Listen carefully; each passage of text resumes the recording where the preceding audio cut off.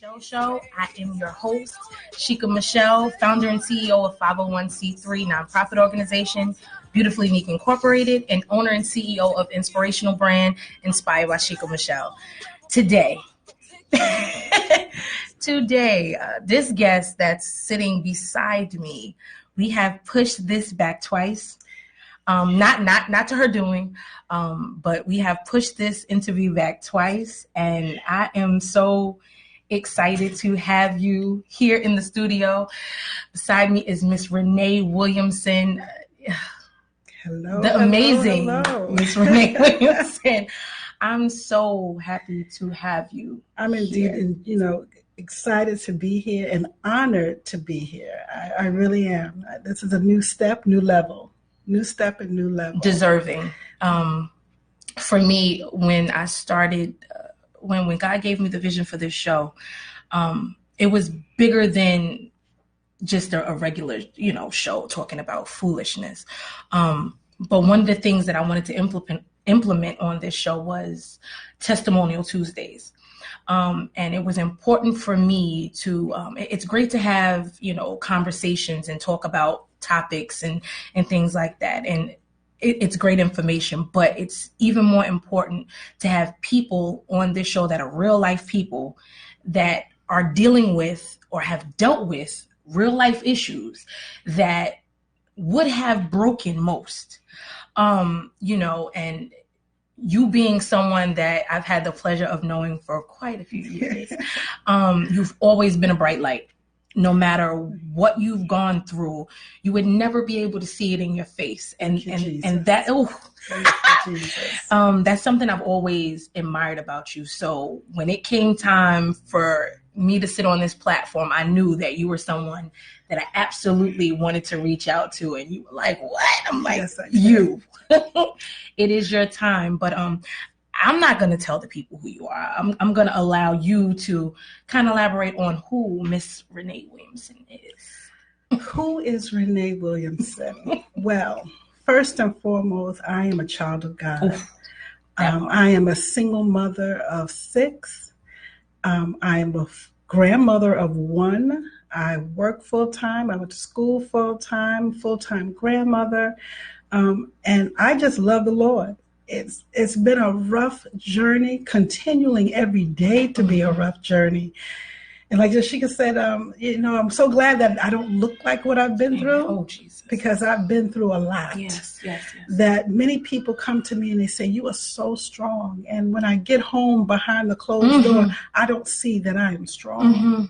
But on the outside, I look mighty strong. But to begin to tell you that part of my journey, it's been rough with the, coming up with 6 children and working and not having a car. I've been homeless.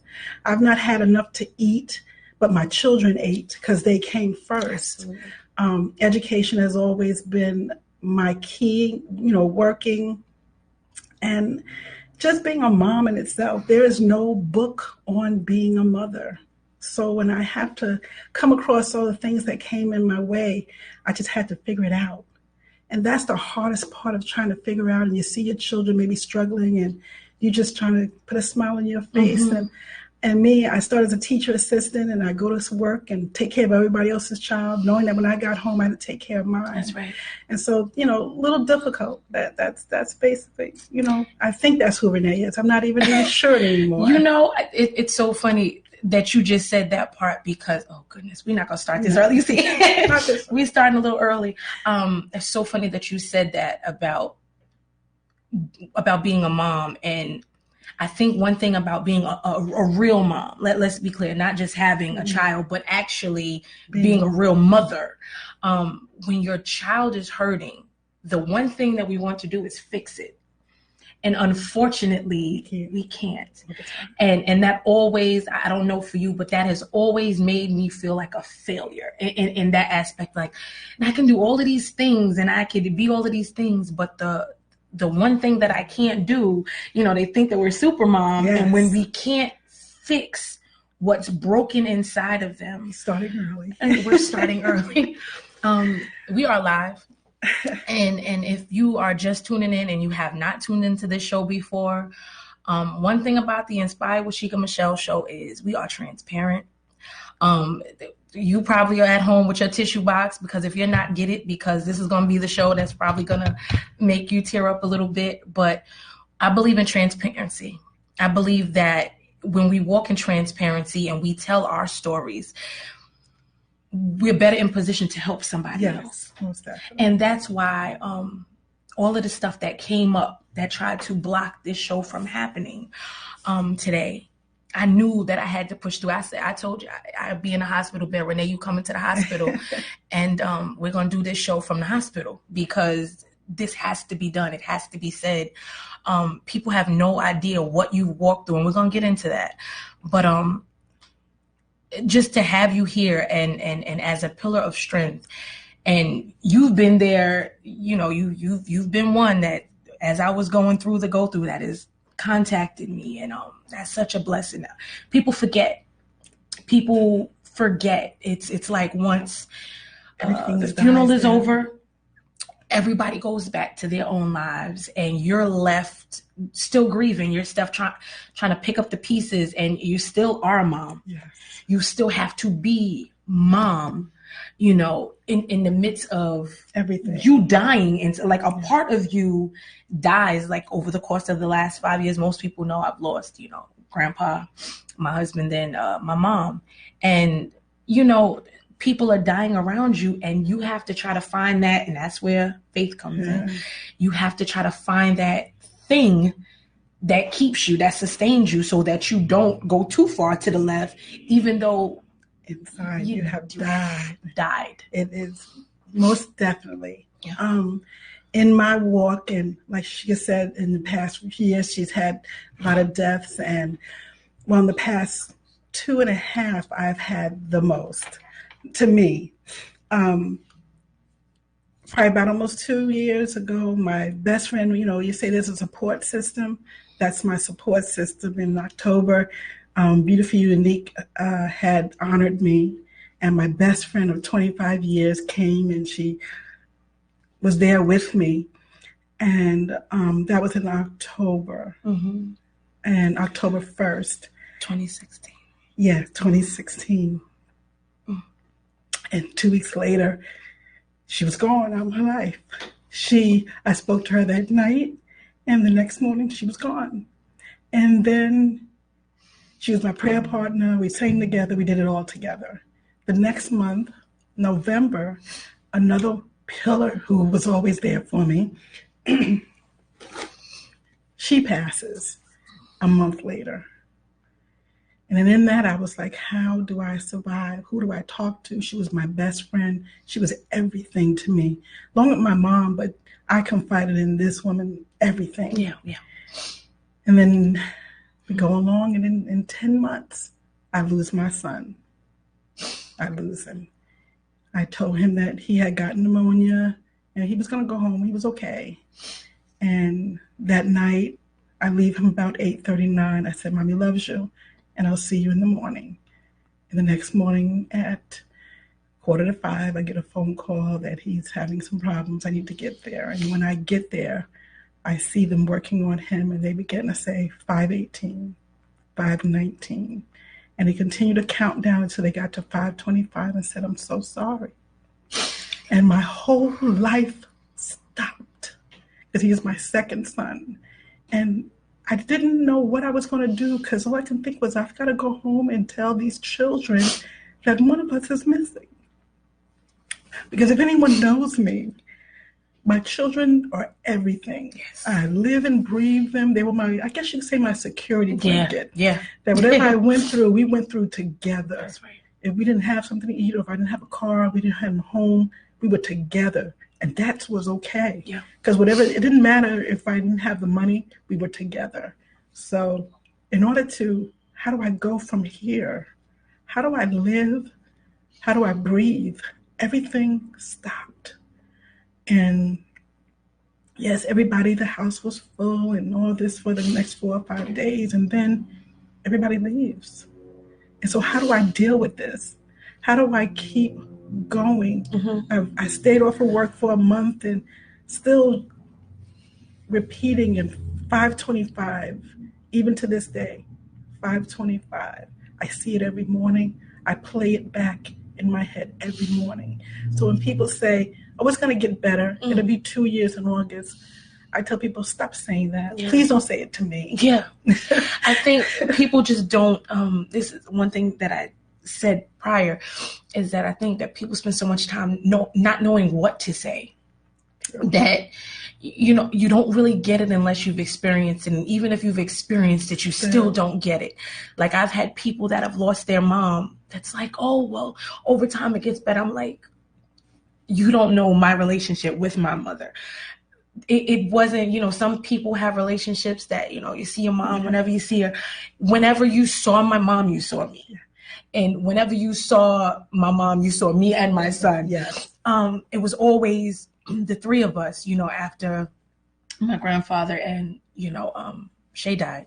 So we did everything together. So when people tell you, it'll get better, it's like, no, you just find a new normal. You find a way to push through, but it doesn't get better. We just look like we are getting through it. And they're not mourning anymore. And then that's not true, because I mourn every day. Every day. Every holiday is hard for me because I don't have all of my children, So, and as a mom, I carried this child. He was my special needs child. He had Down syndrome, but that didn't define who he was. He was life. He was life. He was life. He was everything.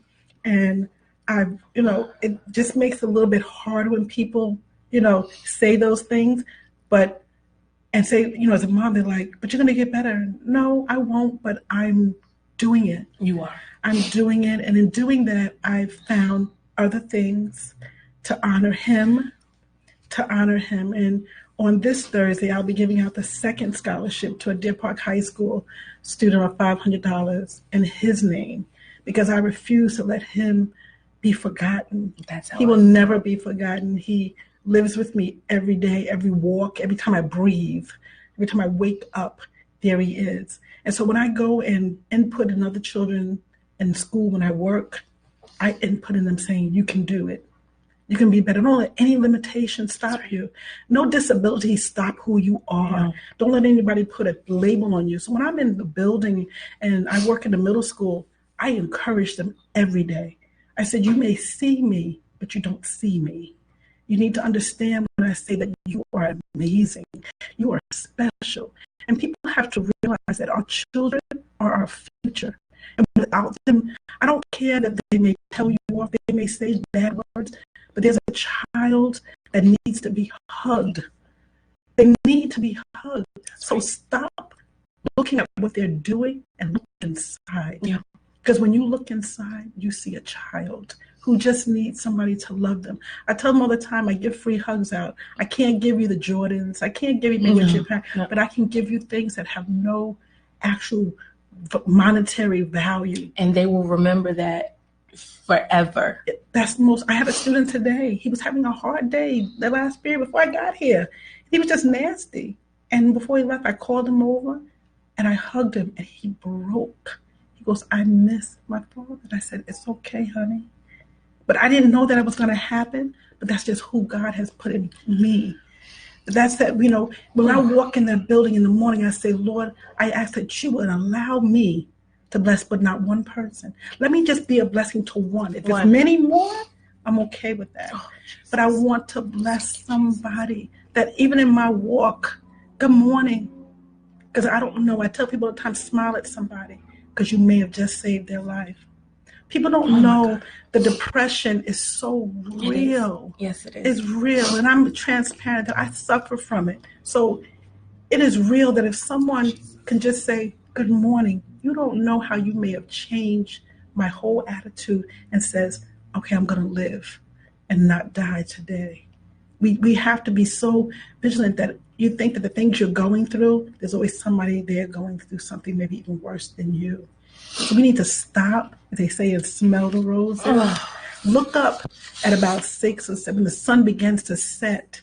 Oh, God, it's such a beautiful, beautiful view. And we need to stop and just look at the wonders of God. Let me tell you, what's funny about what you just were talking about, my son and I, who's here today in the studio, not on the show, but he's here with me today. We were just having a conversation all morning. We've been just talking, and he's someone that he pours into everyone. And I gave him the analogy because he's 19 and he's like no one I've ever met in my life. Like I look at him and I'm like, I'm going to be like him when I grow up, because he's just the most humble creature. He just pours in to everyone, and he doesn't really get that back. And he gets that from me and who I got from my mom, who she got from my grandmother. We just love people.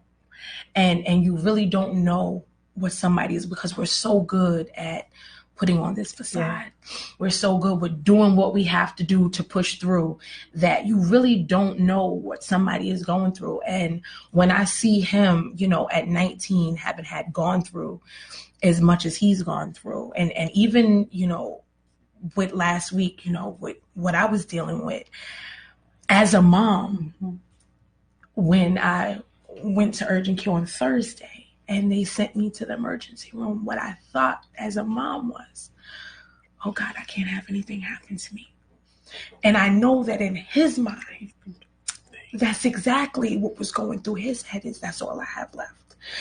And I sat, and when I tell you I went into prayer, I said, what happened to them was not going to be my fate. I was not, the devil is a liar. And you know, it's so difficult. You have no idea what this young man is going through at 19 years old. And he appears to be so strong, and he's strong for everybody. He's that thing. But I picked up an empty water bottle and I said, well, Nasir, this is you. I said, you pour so much into everyone else, not this bottle, because this is clearly full. I said, but this is you. I said, and you pour so much into everyone else, and this is what you have left. Yeah. Who's going to pour into you? Stop holding on to dead friendships. Stop holding on to people that don't value what you bring to the table. Amen. Because, you know, I think that we take people for granted. It's as if, well, tomorrow will come. And I think we both know that tomorrow doesn't always come for our loved ones. You know, you have to hold on to those that you love every single day. Make it a mission to contact them, to just tell somebody that you love them, because tomorrow may not come. And then you're stuck with not just the grief, but the guilt.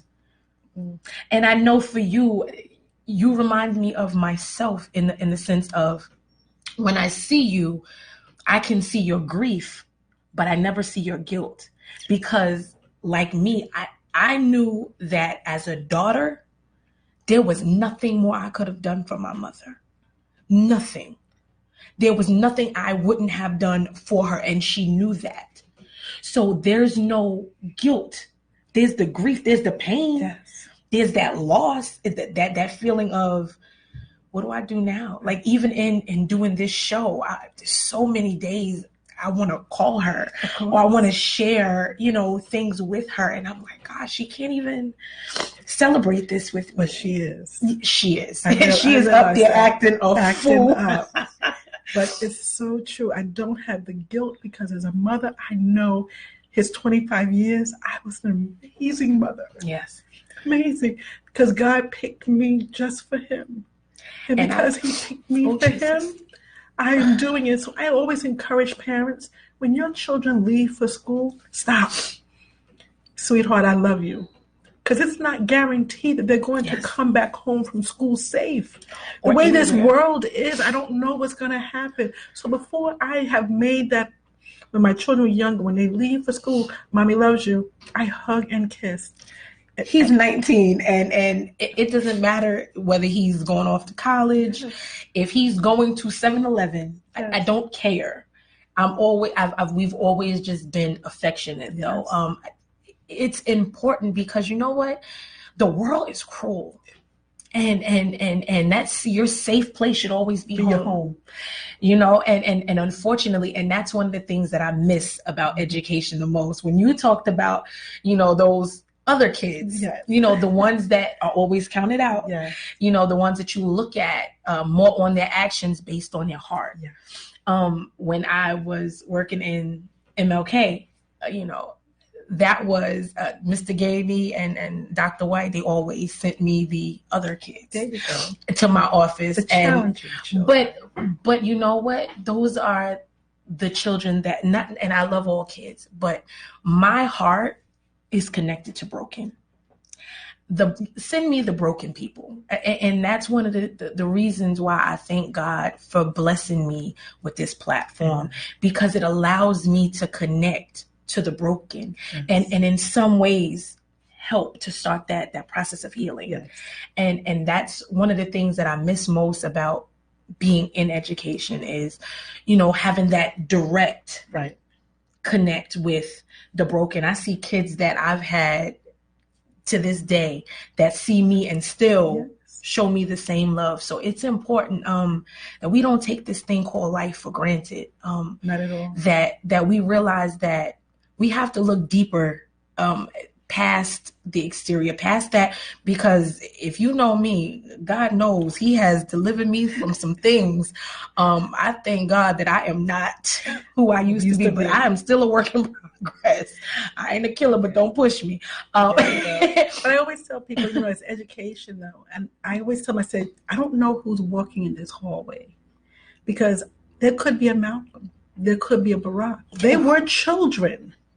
They were children. President Barack, he told you he was, he acted up a little bit here and there. They were children.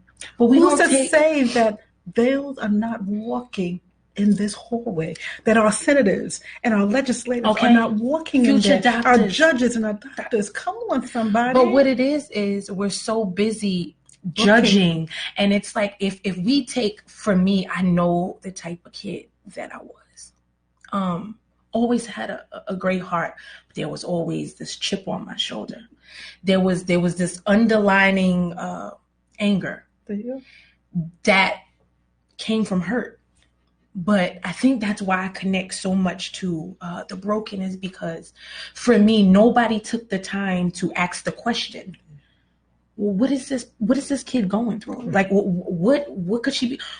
You're not just waking up in the morning just angry for no reason. Hello. Like there's no reason. Like, I was the one that family functions, they're like, I don't even know which her I'm gonna get. Like, am I gonna get the sunshine and rainbows, or am I gonna get the Spitfire that turns things around? But it's important for us to tap into the youth, and I'm glad that you're here, especially in a time where things are happening in Wyandanch School District. And but see, I stop. See, and when I do in my class, and like I always tell them, I said, I'm a little different than everybody else because I see a little bit different, because see, the Holy Ghost lives here. Yeah. Oh, Jesus. So I have to be discerning to Him when it says stop. And I've done a lesson where it's called the I am. And I do the I ams because I do the I ams in the morning. That helps me. Those I am victorious. I am amazing. I am beautiful. I am smart. I am awesome. Yes. Because even if I don't believe it, if I continue to say it, I'm going to get there. So I did an I am lesson where I went around and gave them words that I felt that they were. And there was some determination. Some were smart, friendly. They were like, I'm not this. I said, but you are. But you are. You have not seen it yet. I know what's coming. You're not determined. Oh, yes, you are. And this is why you are. And they took it. And these people went home and told their parents, like, she did an I am. And she told me I was friendly. But I'm not. I said, but you are. And you're going to walk in it. Begin to walk in it. So I'm a little different, where I can't teach you social studies if you don't know who you are. I can't teach you anything unless I know that you begin to know that you are smart. Yes. You are amazing. I don't care that the grade tells you got a 35, because you are an amazing That's a test. person. That is so okay. good. So, and I do that. I will stop and continue to let them know, you guys have to get it together, because the world out there, they're not caring that you are angry, but say, I'm having a bad day. Use your words in the right way, and someone's going to listen. So I choose to be that kind of a person, because I see that I've been there now 13 years in the middle school. And like you said, those children that are challenging come through our way, but there's so much more to them. Yes. And all they need is like I said, when I hugged that young man today and he broke in my arms, I was like, that's it. That's what I needed, because I knew there was something. He was nasty and angry, and I'm like, what did I do to you?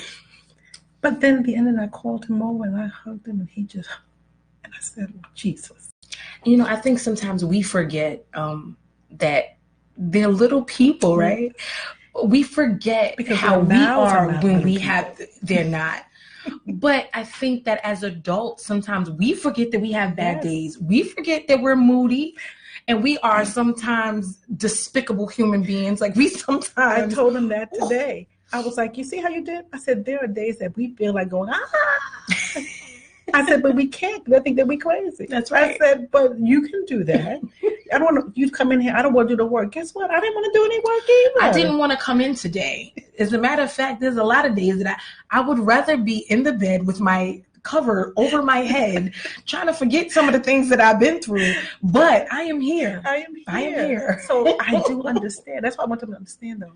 We are people. Yes. And that's why I became very transparent with the children, because they see you as, this Miss Williamson. Yeah, but did you know what I went through? Did you know that maybe today Miss Williamson had to deal with it and I cried all the way to work because I still missed my son? Or did you know this? And they may realize that I'm a real person. And that's what draws them to you. Because they can connect. Yes, because, and I let them know, I've been there. You didn't have it yet. I know I've been there. I'm in homeless, maybe this and maybe that. And they begin to realize that, wow, she understands. She understands. And that's what, and then once they can start connect, to learn. Because you know what? You've started to now build that trust. Yeah. You've built that trust factor. That's so important. That's so important. We have to understand that, especially with our youth. Yes. And I tell them, I said, you are our future. So I need you to start to listen, to say, I'm having a bad day. Just say it, that I know, okay, she's having a bad day. And you know what? What I've learned is, because we walk in the manner that we walk, sometimes in simply pouring into that person, they don't even realize how much that's helped us. No. In what happened today, what transpired between you and that young man, he probably has no idea the effect that what happened had on you and how that made you feel. Because for me, and again, this is a conversation Naz and I were having, it makes us happy to be able to pour into someone else. You don't need the accolades. I don't need a crowd. I don't need for a bunch of people to be around. I am me. Anybody that knows me knows that I am me, whether I am sitting here on this platform, whether I'm at home. There is nothing fancy. Yes. People feel like, oh, well, she has a talk show, so, her life must. I'm sitting here like, excuse me, I woke up this morning, legs swollen, okay? This is the first morning that I wasn't over the toilet. I was making dinner because I have life applications class today. After this, which I am attending, absolutely. I'm not going to miss it this week. But my life is not, this. I don't have a maid, or there's nobody that's doing my makeup. I wake up in the morning and I put my clothes on just like everybody else. There's nothing, and I don't want to say special because I always get beat up about downplaying myself, but in walking in humility, like I'm laughing because that's me. When you said to come here, I was like, I don't talk about myself.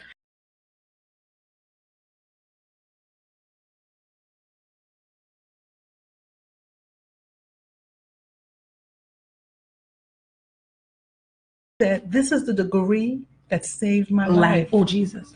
Because I started the degree that September, and then I lost Cynthia, and then I lost CJ. So I was like, do I keep going or do I stop? And I said, okay, keep going. It's going to keep you busy. It saved my life. this is a degree that when I walked across that stage, and first of all, when they sent an email out, you want to sing the national anthem? I was like, I sing a little bit. Let's try an audition. What all I can do is say is no. And she called me back and she goes, do you want to be our commencement singer? Did you see how I just looked at you? Excuse me. I need y'all to see how I just looked at my fellow songbird right here. Okay? I am very humble in the gift that God has given me. I use my voice, I guess, inspires me. I sing when I'm happy. I sing when I'm sad. When my son passed, I sang at his homegoing. And people were like, I couldn't believe that you could sing. I said, because my son loved to hear me sing. I sang with him in the hospital, and the bed next to him was a nun. And the whole floor, I turned around one morning, and they had all stopped because we were having church. That's right. I just sang worship to my child. And so when I sang in his homegoing, they just couldn't believe that I could have enough strength. I said, not that it was strength, it's just who I am. God gave me this voice to break yoke, and that yoke is mine as well as anybody else. That when I get up to sing, I said, Lord, if you would just touch somebody, that somebody may need to hear whatever comes out of my mouth. And I always say, let Renee die and you arise. Mm-hmm. Every time before I sing, because this voice does not belong to me. Does Renee sing? No. But with his spirit, I will lift him up at all times. And that's all that I know. And people, in school I sing and whatever, because like you said, I'm not playing it. Mm-mm. This is just who I am. This is my walk that I've been through. And wherever I go, I will spread the word. And even in that, I kept on in the hospital to say, I need a mustard seed of faith. And, I'm praying, and it didn't work where I thought that it would. But God is still God in my life. And people say, could you still, I remember Cynthia saying that, but if it took him, Renee, I said, God is still God. He's still God. And I think that's, in you speaking, this is why it was important for me to have you here, because for you, our spirits mirror each other, and especially you've been the same humble creature since I met you. The same, and that's why it was important for me when we did our Women of Empowerment. One thing about Beautifully Unique's Women of Empowerment was we wanted to focus on women that are often overlooked. Because a lot of times with awards, it becomes a popularity contest. Yes. And it's really not about who really is down in the dirt. My mother served Wyandanch school district for 30 plus years and never once got an accolade. And guess what? It's okay. It's okay. But guess where she did get it? She was in the same class as you, Beautifully Unique Incorporated.